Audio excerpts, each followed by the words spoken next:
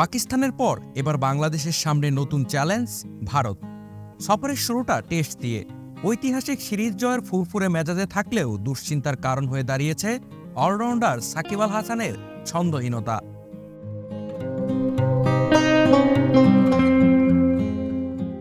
বল হাতে মোটামুটি ছন্দে থাকলেও ব্যাট হাতে ভুগছেন এই ৩৭ বছর বয়সী ক্রিকেটার। এবার দেশ ছাড়ার আগে সাকিবের এমন অফর্ম নিয়ে মুখ খুললেন অধিনায়ক নাজমুল হোসেন শান্ত। দেশ ছাড়ার আগে সাকিব প্রসঙ্গে গণমাধ্যমে দেওয়া সাক্ষাৎকারে শান্ত বলেন, সাকিব ভাইয়ের কাছ থেকে আগে যা প্রত্যাশা করতাম এবারও তাই করছি। এটা ঠিক যে তিনি হয়তো ব্যাটিংয়ে রান করতে পারেননি, তবে আমি আশা করছি হয়তো এই সিরিজে তিনি ভালো কিছু করবেন।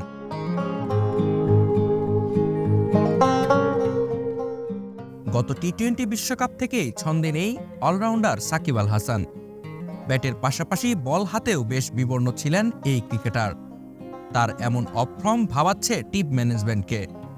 যদিও পাকিস্তান সিরিজে বল হাতে কিছুটা আশার আলো দেখিয়েছেন এই ক্রিকেটার। বিশেষ করে ইংলিশ কাউন্টিতে এক ম্যাচে ৯ উইকেট নিয়ে দিয়েছেন আস্থার প্রতিদান। কিন্তু ব্যাট হাতে ২ ইনিংসে তার রান ১২ এবং ০। ভারতের বিপক্ষে গুরুত্বপূর্ণ সিরিজে তাই সাকিবের ছন্দে থাকাটা বেশ জরুরি।